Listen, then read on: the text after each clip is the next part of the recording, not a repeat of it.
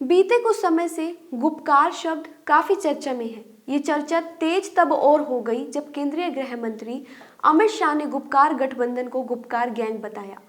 केंद्रीय गृह मंत्री अमित शाह ने भी इस पर टिप्पणी कर सियासी गलियारों में खलबली मचा दी है।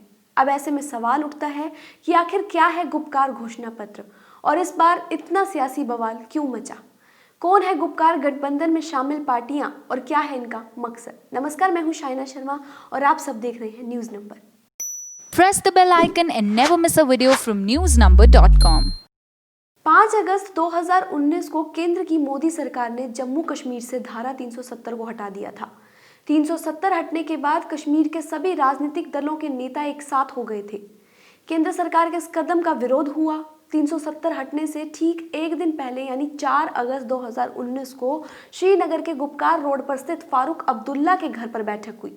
यहीं से कश्मीर की सियासत में गुपकार ने आकार लेना शुरू कर दिया। इस बैठक में पीडीपी अध्यक्ष महबूबा मुफ्ती, सीपीआई-एम नेता मोहम्मद यूसुफ तारिगामी और अवामी नेशनल कॉन्फ्रेंस के उपाध्यक्ष मुजफ्फर शाह ने भाग लिया था। गुपकार रोड पर फारूक के आवास पर हुई बैठक की वजह से इसका नाम गुपकार घोषणा पड़ा। दरअसल गुपकार जम्मू कश्मीर के विपक्षी दलों का एक गठबंधन है जिसे People's Alliance for Gupkar Declaration का नाम दिया गया है, जो एक तरह का घोषणा पत्र है। इसी गुपकार घोषणा पत्र पर हस्ताक्षर करने वाली सभी पार्टियों के एक समूह को गुपकार गठबंधन कहा जाता है। इसका उद्देश्य जम्मू कश्मीर को पहले की तरह विशेष राज्य का दर्जा दिलाने की है। इस गुपकार में गठबंधन में फारूक अब्दुल्ला की पार्टी नेशनल कॉन्फ्रेंस और महबूबा मुफ्ती की People's Democratic Party People's Conference के अलावा जम्मू कश्मीर की 6 पार्टियां शामिल हैं। हालांकि तब तक केंद्र सरकार ने राज्य से आर्टिकल 370 और आर्टिकल 35A की वापसी पर कदम तो नहीं उठाया था, लेकिन राज्य में सुरक्षा बलों की संख्या बढ़ा दी गई थी। अब एक बार फिर से जम्मू कश्मीर में जैसे जैसे सर्दियां आ रही हैं, वैसे ही 370 को लेकर सूबे का राजनीतिक पारा चढ़ता जा रहा है। जम्मू कश्मीर की पार्टियां एक बार फिर एकजुट होते हुए दिखाई दे रही हैं। उनका एजेंडा बिल्कुल स्पष्ट है, गुपकार डिक्लेरेशन को आगे बढ़ाना। जम्मू कश्मीर में फारूक अब्दुल्ला, उमर अब्दुल्ला और फिर महबूबा मुफ्ती की रिहाई के बाद से ही राजनीति शुरू हो गई है। महबूबा अब्दुल्ला की जोड़ी 370 का राग अलापते हुए राजनीतिक लाभबंदी में लगे हुए हैं।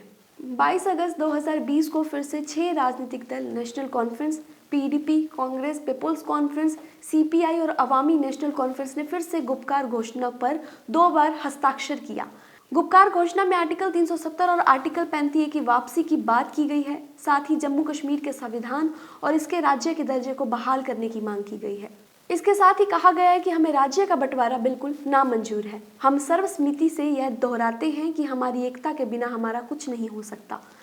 इसमें आगे कहा गया 5 अगस्त 2019 को लिए गए फैसले असंवैधानिक थे, जिनका मकसद जम्मू कश्मीर को अधिकारों से वंचित करना और वहां के लोगों की मूल पहचान को चुनौती देना है। उन राजनीतिक दलों ने संयुक्त बयान में कहा है, हम लोगों को आश्वस्त करना चाहते हैं कि हमारी सभी राजनीतिक गतिविधियां 4 अगस्त 2019 तक जम्मू कश्मीर के प्राप्त दर्जे की वापसी की राह में होगी। इस बीच केंद्रीय गृह मंत्री अमित शाह ने जम्मू कश्मीर की पार्टियों के बीच हुए गुपकार गठबंधन को लेकर सिलसिलेवार ट्वीट करते हुए उन्हें गुपकार गैंग की संज्ञा दी है।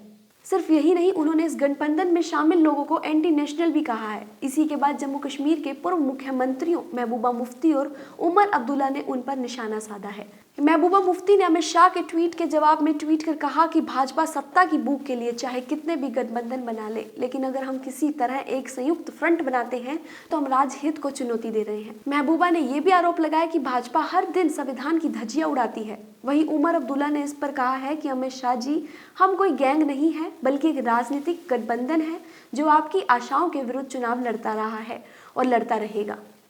दरअसल गुपकार गठबंधन को लेकर सियासत इस साल अगस्त से गर्म है, जबकि कश्मीर में कई दलों ने साथ आकर इसमें शामिल होने की घोषणा की थी।